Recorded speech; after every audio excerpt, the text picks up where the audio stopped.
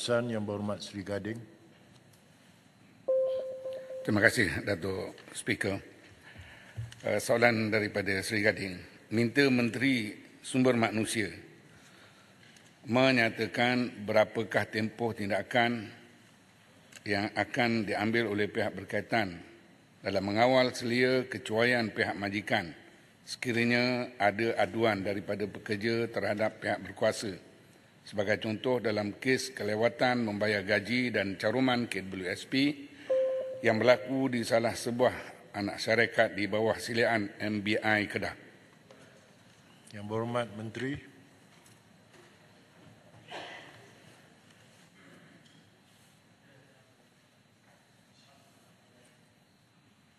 Terima kasih Tuan Yang di-Pertua dan juga terima kasih kepada Sri Gading. Terlebih dahulu saya rasa masih sempat saya ucapkan selamat menjalani ibadah berpuasa bulan Ramadan kepada semua umat Islam di Malaysia dan saya masuk terus ke jawapan saya. Kementerian Sumber Manusia ataupun KESUMA melalui Jabatan Tenaga Kerja Semenanjung Malaysia atau JTKSM akan siasat isu aduan yang melibatkan pelanggaran undang-undang perburuhan bagi memastikan pematuhan majikan terhadap undang-undang yang dikuatkuasakan. Piagam pelanggan JTKSM bagi menyiasat dan memaklumkan hasil setiap siasatan berkaitan aduan adalah dalam tempoh 21 hari bekerja dari tarikh pengaduan. Tadi YB daripada Sri Gading memberikan contoh kes terbaru iaitu kes anak syarikat di bawah MBI Kedah. Jadi saya bagi kronologi untuk kes ini untuk bagi contoh tempoh penyelesaian kes. Bagi kes anak syarikat di bawah MBI Kedah tersebut, pada 4 Januari 2024, JTKSM telah menerima aduan daripada pekerja terhadap syarikat Agro Holding, syarikat tersebut. Dan aduan tersebut melibatkan 24 orang pekerja berhubung kelewatan majikan membayar gaji. Jadi pada 9 hari bulan Januari, iaitu 5 hari selepas itu, JTKSM telah menjalankan siasatan terhadap syarikat dan didapati aduan adalah berasas dan majikan tidak dapat membayar gaji kerana masalah kewangan. Justru JTKSM telah mengambil tindakan dengan mengeluarkan notis pematuhan kepada majikan tersebut pada 15 Januari 2024 supaya mereka ataupun majikan membayar gaji tersebut. Pada 17 Mac yang lalu, Mesyuarat Lembaga Pengarah Kedah Agro telah memutuskan perkara berikut. 1. Gaji semasa dan tunggakan gaji akan dibayar sebelum Hari Raya Aidilfitri. Jumlah tunggakan adalah lebih kurang 560 lebih ribu ringgit. Dan pihak syarikat keduanya telah memutuskan untuk menghentikan operasi mereka. Justru faedah penamatan dan gaji ganti notis akan dibayar dalam tempoh 3 bulan mulai bulan Mac 2024. Pekerja telah juga dinasihatkan untuk memfailkan kes buruh bagi tuntutan gaji terhadap majikan dan JTKSM akan membuka kertas siasatan sekiranya ada laporan difailkan di bawah Seksyen 19 Akta Kerja 1955 atas kesalahan pembayaran gaji lewat. Jika disabit kesalahan, boleh dikenakan denda tidak melebihi RM50,000 setiap pertuduhan di bawah Seksyen 99A Akta yang sama. Sekian, terima kasih. Soalan tambahan Yang Berhormat Sri Gading.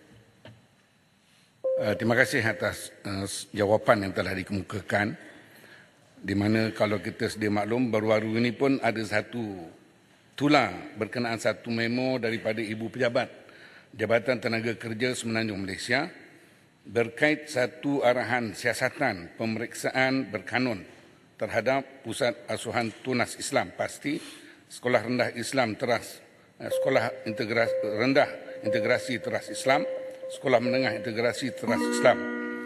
Mohon Menteri jelaskan secara terperinci berkaitan memo yang tular ini untuk mengelak sebarang spekulasi dalam kalangan masyarakat. Adakah siasatan ini juga berkait dengan isu caruman KWSP dan tunggakan gaji atau bagaimana? Dan apakah tindakan bantuan kementerian kepada mereka yang tidak dapat gaji dan apakah tindakan seterusnya kepada majikan? Terima kasih. Yang Berhormat Menteri. Dia lencong sikit. Lencong jauh sikit. Dia ada dua soalan. Satu ialah soalan tentang isu pasti dan satu lagi soalan tentang bantuan yang diberikan oleh kementerian. Saya jawab dulu. Mungkin komponen kedua iaitu bantuan yang diberikan oleh kementerian kepada pekerja yang mungkin diabaikan oleh majikan dan juga kes-kes kelewatan gaji. Untuk makluman Dewan Yang Mulia ini, mana-mana pekerja yang terlibat dengan kes tunggakan bayaran gaji oleh majikan boleh hadir ke Pejabat Tenaga Kerja PTK di cawangan yang berdekatan bagi mendapatkan khidmat nasihat. Dan pekerja juga dinasihatkan seperti dalam kes yang saya sebut tadi untuk memfailkan kes buruh di PTK cawangan yang berdekatan bagi menuntut bayaran gaji yang tidak diterima. Kes buruh yang difailkan di PTK cawangan akan dikendalikan melalui Mahkamah Buruh bagi menyelesaikan tuntutan kewangan oleh pekerja terhadap majikan sebagaimana dalam peruntukan di bawah Seksyen 69 Akta Kerja 1955. Pendirian kita adalah tegas dan tetap, iaitu pekerja berhak kepada gaji. Justru Kesuma akan menguatkuasakan Akta Kerja ini dengan sepenuhnya. Bagi soalan komponen satu pula, saya nak jawab senang. Negara kita ada raja, ada undang-undang. Tak kira siapa sekalipun, syarikat swasta, syarikat kerajaan, tak kira di negeri mana, Kedah, Pulau Pinang, tak kira parti politik mana, DAP ke, PAS ke, semua kena ikut undang-undang. Untuk Kesuma saya dah cakap tadi, pendirian kita tetap dan tegas. Pekerja berhak ke atas gaji mereka dan benda ini jangan main-main. Kita tidak akan kompromi, tak kira anda siapa, tadi cakap swasta ke, kerajaan ke, parti politik ke, bukan parti politik ke, Kesuma akan ambil tindakan jika hak pekerja tidak dibelah. Kalau tidak buat salah, jangan khawatir. Kita akan bantu. Terima kasih. Silakan Yang Berhormat Datuk Alostar. Terima kasih Datuk Yang di-Pertua. Terima kasih Yang Berhormat Menteri.